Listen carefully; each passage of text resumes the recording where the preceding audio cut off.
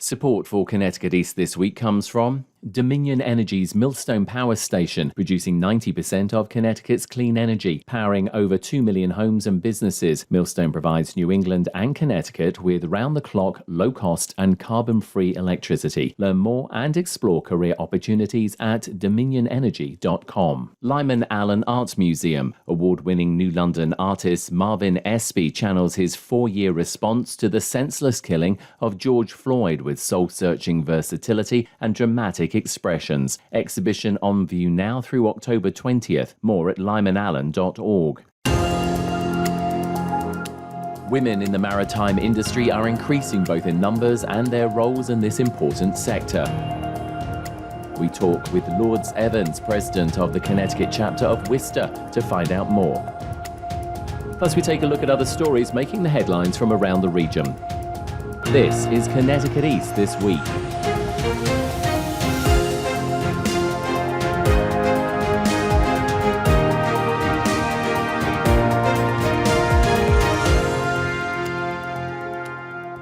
Hello, I'm Brian Scott-Smith. The maritime industry worldwide employs almost 2 million people in a variety of jobs, and here in the US, according to the American Maritime Partnership, the industry is responsible for about 650,000 jobs and over $150 billion in annual economic output. But still, many of those jobs are done by men. However, more and more women are entering the sector, thanks in part to changing labor laws, but also to organizations advocating for women like WISTA, the Women's International Shipping and Trading Association, with representation here in the US and across the world. I sat down with the president of the Connecticut chapter of WISTA recently, Lourdes Evans, to find out more about the organization. Lourdes, ever so many thanks for joining us on the podcast. Hi, Brian. Thank you so much for inviting me to the podcast and for the opportunity to share about our WISTA organization and our mission. So tell us, WISTA, what does it stand for? So thank you for the question. WISTA stands for Women's International Shipping and Trade Association. And WISTA International is a global organization with over 4,000 members and 56 national WISTA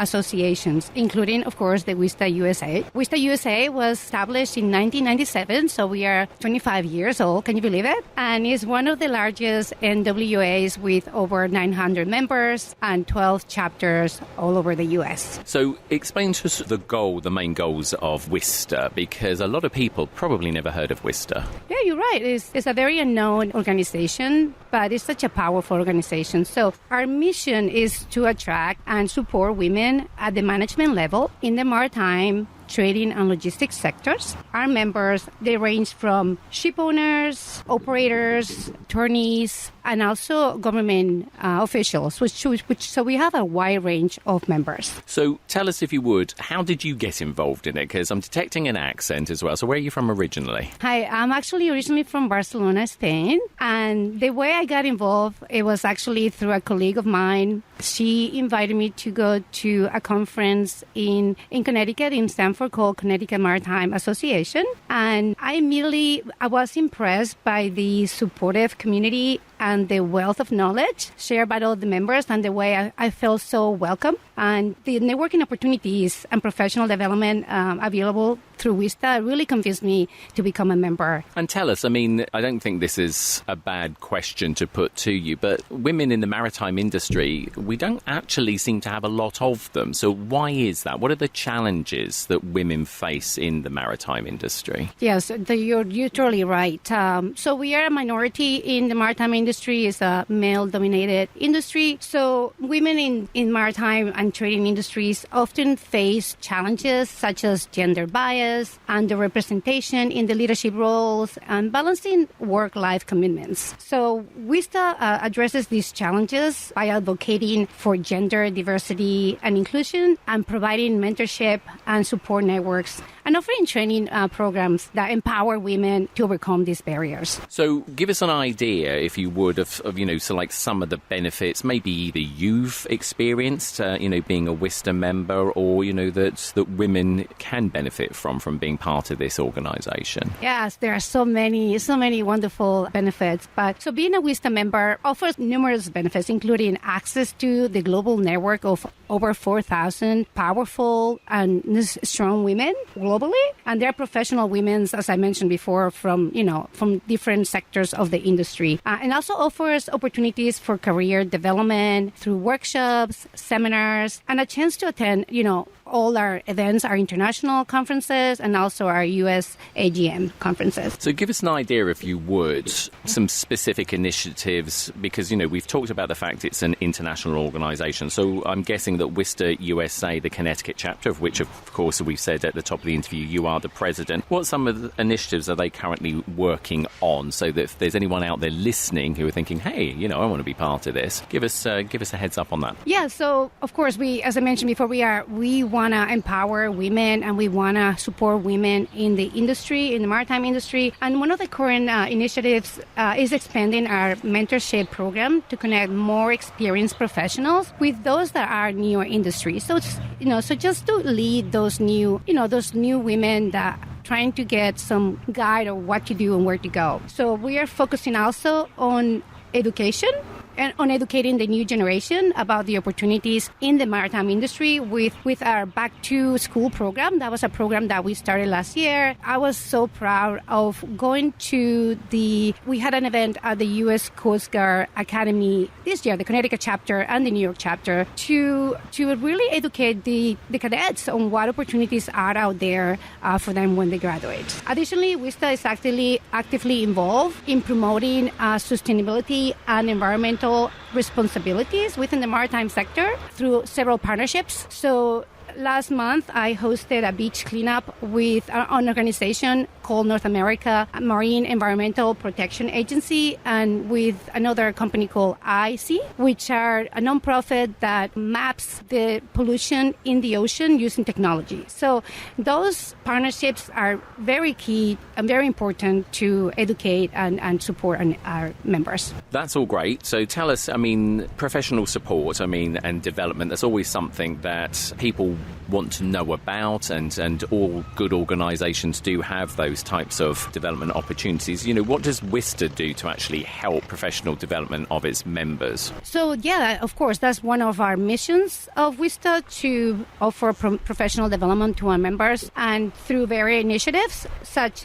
we host workshops, seminars, we do our conferences where we hold professional development panels, and our members also host lunch and learn sessions. So we have companies that will host those sessions and educate our members of the technology they're offering. So that's been really important for our members as well. We offer leadership programs and mentorship opportunities to help members advance in their careers. Additionally, WISTA provides a platform for members to share their expertise. We do events and networking events and participate in industry conferences where we hold icebreakers or just meetings and lunches where our members can actually network and share their expertise and their knowledge. Can you perhaps give us a bit of an idea of maybe some, the maritime industry is a big industry, and I think people, when they think of it, they just think, people working on ships. It's so much more than that. Again, it's the same for any industry. You mention an industry to somebody and we get this very narrow focus as to what we think are jobs that are available. Can you just give us a bit of an idea of maybe some of the different types of jobs that, are available within the maritime industry, and obviously, that women are fulfilling? Oh, yeah. Totally is such a, when you think about maritime or shipping, we are very involved in shipping. You think about the packages that are coming from Amazon, or you think about the ships that got stuck in the Suez Canal, or unfortunately the ship that, hit the bridge in Baltimore recently. But there is so much more. We have women that love to go on board ships, and that's a big part of it. But there are also so many careers on shore: technology, digitalization solutions, just so much more than just being on a ship. And women have a powerful opportunity and leadership in those roles. So can you share an experience from your perspective? Because as we say, you are the president of the Connecticut chapter. So it's always good to find out some of these experiences that people have had. Give us, maybe a few of your memorable experiences. experiences? Because clearly you like doing this. You're the president of the Connecticut chapter. So again, tell us some of your stories. Like memorable stories? Yeah, absolutely. Oh, sure. Yeah, so I have the opportunity as the Connecticut chapter president. I've had the opportunity to meet amazing leaders in the industry and women that really care. They're very passionate about the environment, the finding new fuels to help the environment and reach the new requirements, net zero requirements. So that has been very empowering. And to me, it's been so rewarding to meet those women and see how they're changing the industry in such a great way, right? So, there is another leader that I'm actually I really envy and I follow her a lot, which is Carleen Walker. She is the CEO of several organizations in the maritime industry, and she's leading the NAMEPA, the North America Marine Environmental Protection Agency, and she's just making such a good impression and such a good change in our industry. She's such a great role model. It's wonderful to see how she's contributing to make the industry a better place for women especially. And then, as I say, so what about a memorable experience for you? So to date? Okay, so of course, the AGM. That was our conference, AGM and conference is such an energizing event of over 200 women that just support each other and they empower each other. And I left energized and ready to conquer the world. So very, very wonderful experience where we have, the support among members truly uplifting each other and reminded us of the power of impact of when we come together. And where was the AGM? Just to give us a little bit more of a highlight about that, because these are often held into fairly big cities. So just give us a little bit more information about the AGM. Yeah, so the AGM this year, the 2024 AGM took place in San Diego, California. We usually have one every year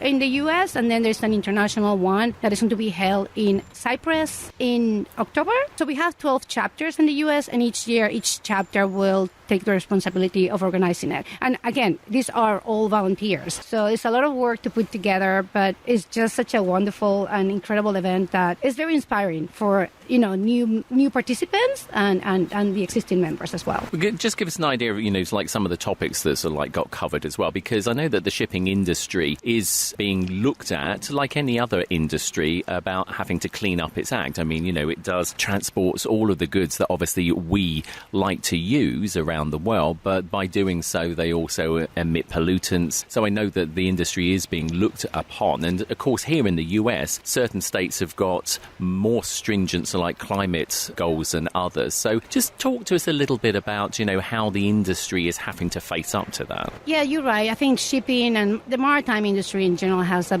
pretty bad reputation of being, kind of causing a lot of pollution, which is not totally true. So during the AGM in San Diego, we had a lot of inspiring discussions on topics like career transition, leadership development, and then, of course, environmental challenges and geopolitical issues affecting the global trade. So we had government representation, we had the industry representation. So we have very, very energized and very dynamic conversations around, what are the regulations that are going to be implemented and how the industry leaders can make sure we meet those requirements, those new environmental requirements. And of course, the industry wants to do that because they want to make sure we protect the environment as well. It must be interesting as well talking to people from around the world. I mean, I know we're talking about the AGM here for WISTA US, but you obviously mentioned about the fact that WISTA has its international conferences as well. I mean, it's well known that, Europe has its set of standards and then Asia has its set of standards. And as we said, the US, certain states in the US have different standards as well. So it must make for some very powerful and interesting conversations and,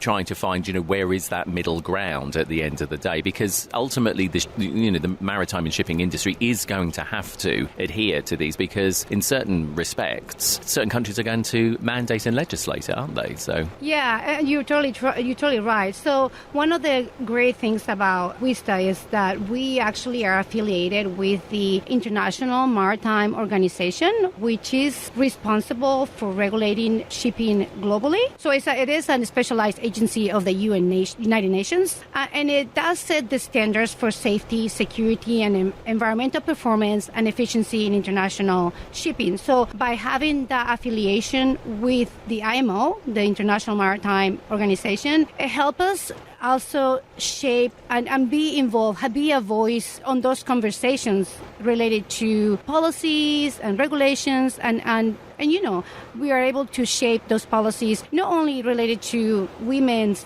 participation in leadership, but also having a voice related to safety and environmental and regulations. In your time as being a member of WISTA and, as we say, becoming the president of the Connecticut chapter, have you seen sort of like a fair amount of growth of women becoming more interested and also joining not just WISTA here in the US, but also, I'm guessing, sort of like globally as well? Because it is more than time that women had more of a voice, more of a place in so many industries, and we are seeing it, but it still seems to be a fairly slow slog. Yes, you're right. It has been, we are a minority in the industry, but it's definitely, I see a growth of members just because of the changes in the industry, and the new opportunities. So you don't have to be in the maritime industry, you don't have to sail for years on a ship. There are other opportunities which opens roles and leadership roles, especially for women. And that's where, we have initiatives like the 40 by 30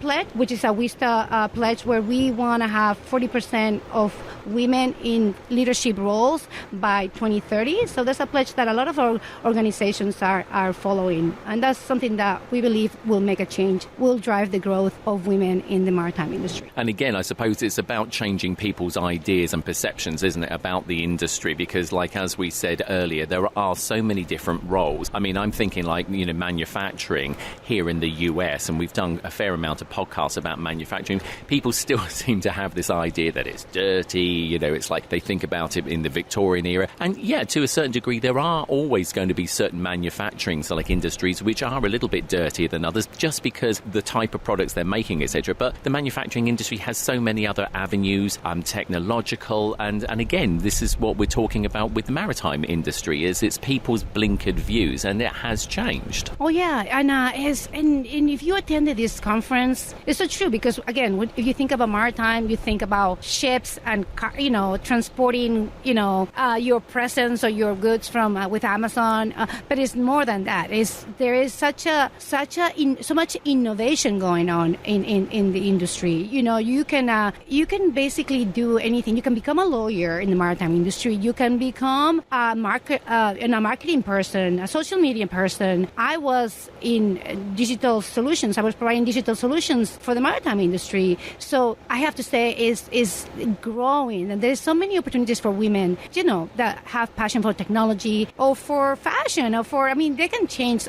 There's so much opportunity to make changes in this wonderful industry. So what advice would you give to women who are considering a career in the maritime or trading industries? So my advice to women considering a career in maritime or any career actually is to be confident in your abilities, continuously seek opportunities to learn and grow, and don't be afraid of taking new challenges. Take risks. I think you never know where those risks are going to lead. Building a strong professional network is also very important. So yeah, network with women or with men. I mean, you can grow your network. Those will be your support in your career moving on. And join organizations like WISTA, because that's what we do. We provide support and connections needed to succeed. So anyone who's listening out there, how can they become a member of WISTA? Is it relatively easy? And, just talk us through that. Yeah. It's wonderful. Yeah, it's very easy to become a member of WISTA. So interested individuals can go to our website, go to wistausa.com, and then complete, we have a membership application. And membership is open to women working at the management level in the maritime industry. So you have to have that type of position. And then, we request to have a recommendation letter from a member. So, if you don't have one, you can reach out to me and we can talk about your role, and I'm more than happy to help you with that. And then we also welcome, it's a women's organization, but men are welcome. So Brian, anytime you want to join us, you are more than welcome to do so. Do I not have to get a boat or something first? We can work on that. Okay. So, and once the application is reviewed and approved, our members will have access to a wonderful WISTA family. And I'm very excited to grow our membership. So yes, please join us. Well, Lourdes, it's been an absolute pleasure talking to you. And as I say, fascinating subject, because I think, as I say, we go through life with sort of like terribly blinkered about things, and we don't, look outside those blinkers nearly enough that we should. And, it's great to know that women are continuing to join, the maritime industry sector. They're helping to obviously shape it for the future. And like everything, it is an industry that has so many possibilities, so many jobs, and also knowing that an organisation like, WISTA US and WISTA International, they're obviously to help with professional development. It's been great talking to you, real education. And obviously, as you've just said, I obviously need to go and get myself a boat or something and I'll become an ally. But it's been an absolute pleasure talking to you. Thanks for joining us on the podcast. Thank you, Brian. Thank you for inviting me again, and it's been a pleasure. And if you're interested in becoming a member of WISTA in Connecticut or for another US chapter, then visit their website at WISTA USA, that's WISTA USA.com, for all the necessary information and details.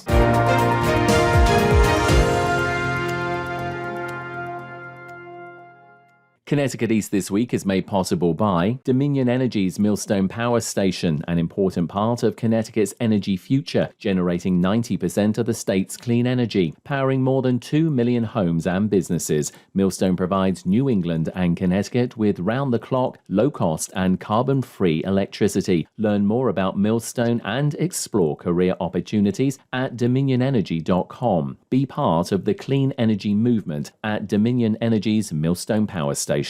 And the Lyman Allen Arts Museum, located just off I-95 exit 83, has enjoyed celebrating the arts with visitors for almost a century. Throughout the year, the museum presents a wide range of changing exhibitions, in addition to their permanent galleries that celebrate Connecticut art and history and the Tiffany family's ties to the area. Outside, there's sculpture trailers surrounded by 12 rolling acres of gardens and lawns. More at lymanallen.org.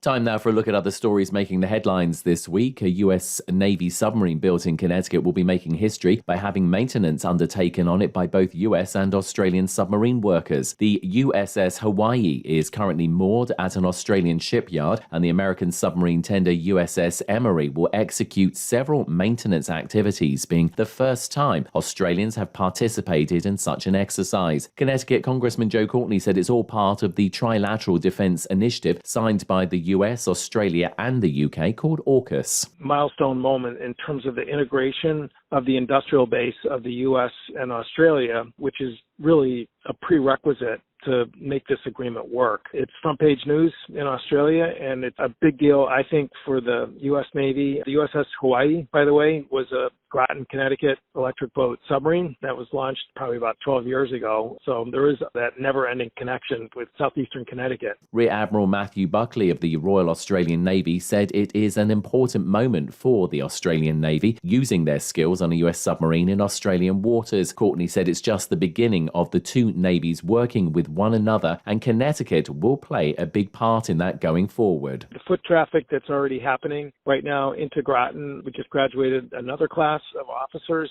So in terms of the Navy to Navy, Groton is definitely at the heart of that because of the sub-school and the training programs that have been around since the inception of nuclear-powered submarines. But also Electric Boat is going to be a huge partner in terms of the cross-training with shipyard workers from Australia that we will be seeing in southeastern Connecticut. The 119K Commission in Connecticut, looking at the state's 119,000 disconnected youth, held its final public forum recently in the city of New London, ahead of releasing their report to the state in October. The commission was formed after the Dalio Foundation released a report in 2023 showing that Connecticut had a serious generational issue among its young people, from truancy at school to being unable to gain jobs in the state. Chris Lipka is one of the 119K commissioners and a first selectman of the town of Canterbury in eastern Connecticut, and said his region is one of the hardest hit in the state. Regionally, I think we're going to have to really work together as a region, because not one of our small towns are capable of taking this on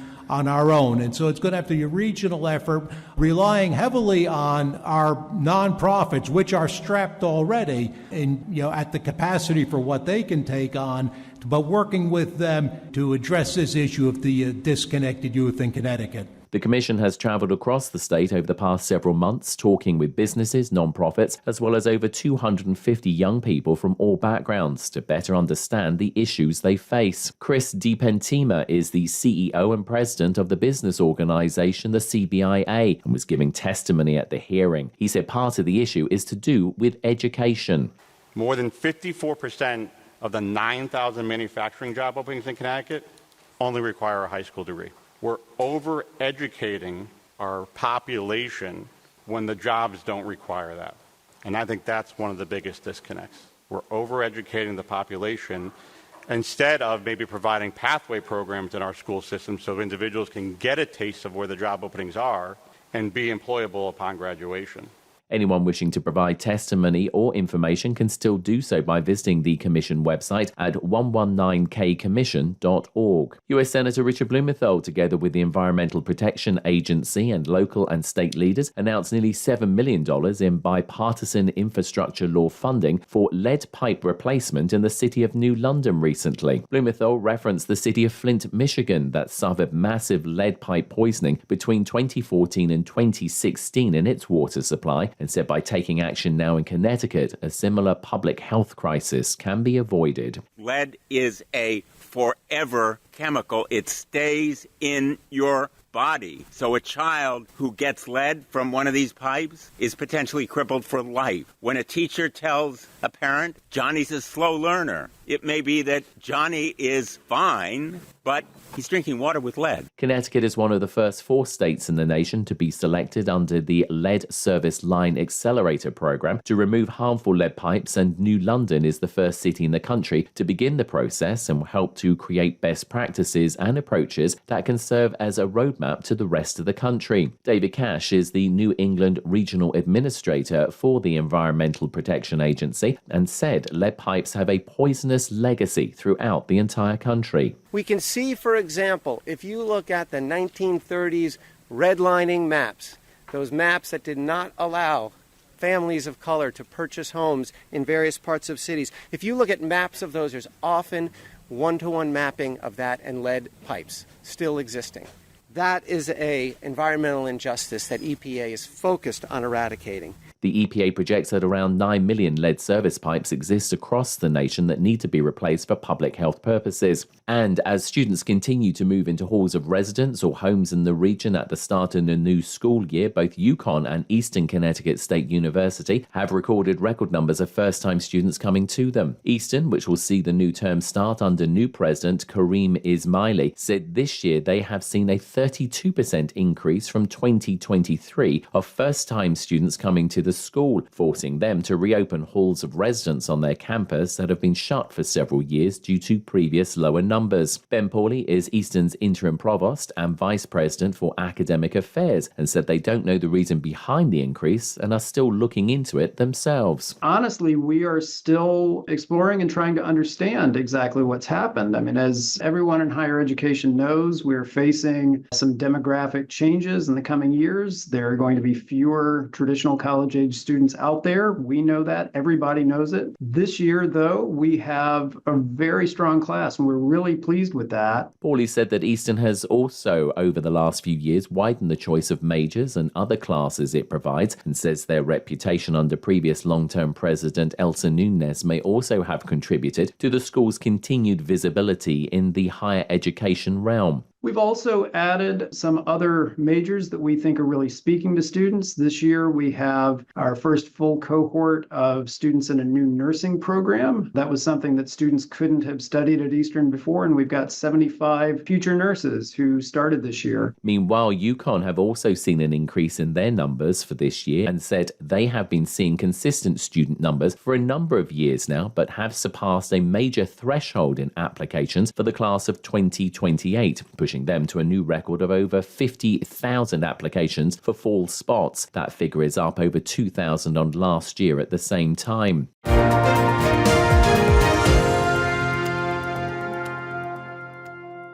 That's all from us for this edition. Do send us your questions and story ideas to the show via our website at connecticut-east.com or Facebook or Twitter at Connecticut East and on Instagram at Connecticut East This Week. And you can listen to the show again on our social platforms, on demand, and by asking your smart speaker to play Connecticut Eats This Week podcast. And please like, follow, and share on your social media too. I'm Brian Scott Smith. Thank you for listening.